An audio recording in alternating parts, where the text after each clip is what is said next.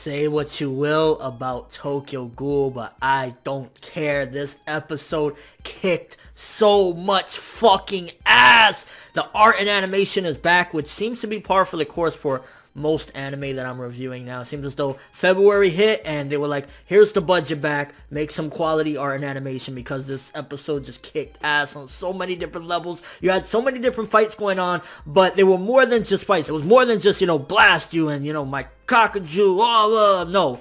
It had depth to almost each and every one of them, and it had connections. For starters, let's start off with Juzo versus the two half-breeds, or whatever the hell you want to call them at this point. It's interesting, and it kind of makes you look at the situation like there really isn't no right and wrong, because at the end of the day, back when they had their friend die or whatever, Juzo had less emotion than them. But now they're ghouls or whatever, and Juzo still has that same mentality or whatever, where he doesn't really give a fuck. So you gotta make you think. So he's on the inspector side, he's on the good side, and they're on the ghoul side apparently. Yet he's supposed to be good, and he lacks emotion. He didn't give a fuck about a funeral. Like, oh, it's like eating with her, whatever, who cares? It really makes you look at it from a different perspective. Like, there really isn't a right or wrong. I think it's two sides that both want to coincide or whatever. And there's bad people on both sides. There's bad humans just like there's bad ghouls. And when you look at it like that, it's like, fuck, there really isn't a right or a wrong. And just the interesting dynamics of the relationship. But Juzo just fucking owning them bitches. Like, he had 2-on-1 and he still fucked them up. I will say one thing that pissed me off, and this is the first major glaring instance I've seen of it this season, is that censorship, the white bar on her face, and then the blur that they did. It'll be cleaned up on the DVDs and Blu-rays, and if this continues, I won't keep mentioning it, because I'm not going to keep bitching about the same problem over and over and over. But this was the first instance of it that I've seen, and it's like, don't terraform me. Don't do it, please. We do not need that or whatever. That was one of the few very minor things about this episode that I would say that is like, get that fucking shit out of here. We do not need that right now, especially when I want to see my nut job boy Juzo going in. And then it also raises questions. How are they half ghouls like Kaneki? Like, did they have a similar operation? Was it the same people involved? A lot of questions got to make you wonder, how the fuck did they do that? Because people don't just wake up and say, hey, I'm a ghoul now. And it seems as though, I don't know if the author is really just a more fan or plays favoritism more towards the side of the inspectors, because for the most part, aside from one battle, almost all the ghouls got their asses kicked in this episode. Ayato got absolutely owned by Shinohara. And again, it's like you have awesome action, but then at the same time you're getting backstory as well, and kind of seeing the emotions and what driving, the goals that are driving these characters, because Ayato's thinking about his father. And it's very interesting how deep of a character he is as well, because it's like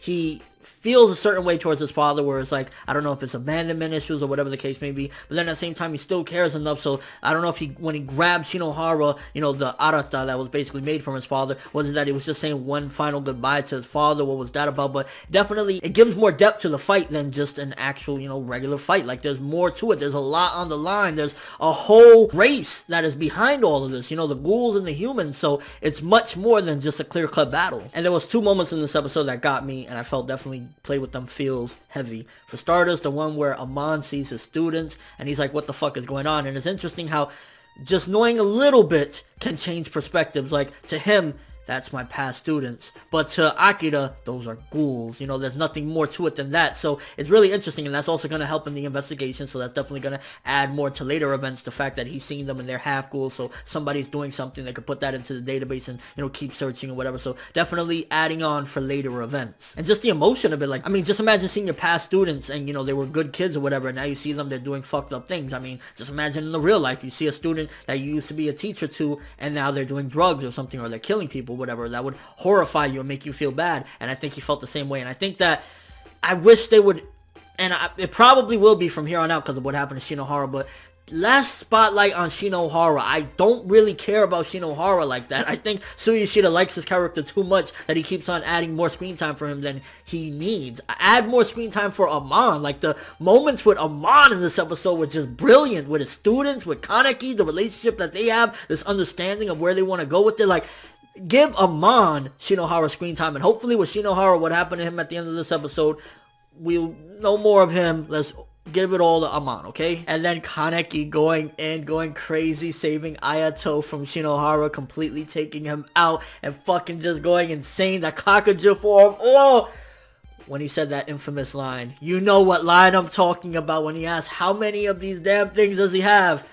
1,000 minus 7. Oh my gosh, this episode, it wasn't perfect. There were a couple of little instances here or there. I definitely felt, I wish, even though he did take out Shinohara, ultimately, I wish Kaneki in his Kakuja form would have been a little bit more formidable. Like, when he went up against Amon, I think, and don't quote me, but I honestly feel one of the reasons why he didn't take out Amon immediately was because Kaneki himself was fighting it, because he knows who Amon is. He saved him once before, and it's like, I don't want to do this to this person. So, even though the Kakuja is going crazy and everything, Kaneki is still holding himself back somewhat inside there, and that's probably, hopefully, the reason why, because it's like this incredible, insane transformation that Kaneki went through, and Amon kind of took him out. Not easy, but fairly easy. He didn't really get injured in the process. He fucked up Shinohara though. And was Shinohara dead, or was he just eating the armor? Because, like, I don't think that was even censorship. I think it was just off screen or whatever. It might have been censorship. I didn't know what the fuck happened to Shinohara. Was he eating him when he found him? Because you saw Amon went crazy, so I initially thought he was eating him, but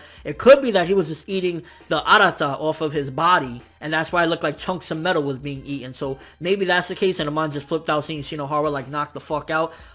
It could be that or whatever, but either way, still, I don't want Shinohara having that much more screen time, please. If he's still alive, give that to Amon. Just that moment that they had when he was like, was it all a lie? Because, you know, Kaneki, what he did for him that day changed Amon and gave him a little bit of a different perspective on ghouls and humans and where they should go with this. So I think when he saw that, it was like, you changed my life. You gave me a different idea.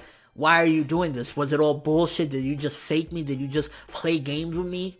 So it kind of like fucked him up a little bit, and that's probably why he went all the way ham on Kaneki or whatever. And just when the one-eyed came out, there was just so much greatness to this episode, honestly. 9.5 for this episode. Very small nitpicks here or there. I wish Kaneki would have beasted a little bit on Amon, maybe cut him a little bit here or there, and a couple other instances here or there in the episode, but for the most part, art and animation, back kicking ass. I mean, just this episode fucking kicked major ass. Great fucking episode, 9.5 out of 10. I loved it, and it just felt like, if you want some epic action with at the same time some backstory, some character development along the way, and some different things that is going to give you more than just a fight, Tokyo Ghoul Day is giving it now, baby. It is here. Well, let me know what you guys thought of this episode. How did you feel about everything that went down? Best fight? Do you think that the ghouls are getting their asses kicked too much and that they should be giving a little bit more of a fight back to the inspectors, or it's good that the inspectors are owning them? Because at the end of the day, the only one that really won his fight was Kaneki against Shinohara, and then after that, he got owned by fucking Amon, which I don't think it should have went down that way. I don't know. That's just me, because